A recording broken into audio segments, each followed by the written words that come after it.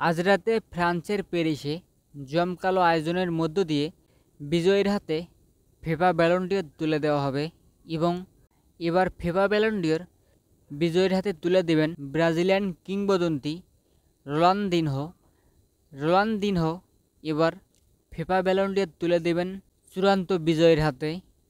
রোনালদিনহোর হাত থেকে বিজয়ী এবার ব্যালন ডি'রটা নেবে এবং যেহেতু আজ রাতে এই ব্যালন ডি'রের অনুষ্ঠান শুরু হচ্ছে এবং এবারের এই অনুষ্ঠানটি মোবাইলের মাধ্যমে কিভাবে লাইভ দেখবেন এবং আজ রাত কখন বা কোন সময়ে এই অনুষ্ঠানটি শুরু হবে সে বিষয়টি নিয়ে আজকের ভিডিওতে আলোচনা করার চেষ্টা করব এবং এছাড়াও জানিয়ে দেওয়ার চেষ্টা করব ফাইনাল পর্যায়ে কোন তিনজন রয়েছে।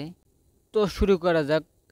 আজ রাতে ফ্রান্সের প্যারিসে ব্যালন ডি'রের যে অনুষ্ঠানটি শুরু হবে বাংলাদেশ টাইম অনুযায়ী এই অনুষ্ঠানটি শুরু হতে যাচ্ছে 12টায় এবং 1টার দিকে বিজয়ীর হাতে ব্যালন ডি'রটা তুলে দেওয়া হবে।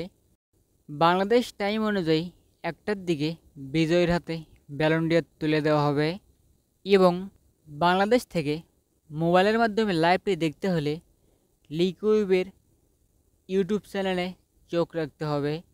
লিকুইব সরাসরি ব্যালন ডি'রের অনুষ্ঠানটি সম্প্রচার করবে এবং এই চ্যানেলের মাধ্যমে লাইভটি দেখে নিতে পারবেন।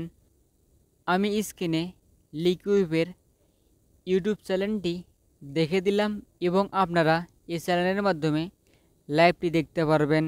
এবার আসা যাক ফাইনাল পর্যায়ে কোন তিনজন রয়েছে। সর্বশেষ নিউজ অনুযায়ী ওসমান দেমবেলে, রাফিনহা এবং লামিন ইয়ামাল তারাই রয়েছে চূড়ান্ত পর্যায়ে। এদের মধ্য থেকে যে কোনো একজনের হাতে ফিফা ব্যালন ডি'র উঠতে চলেছে।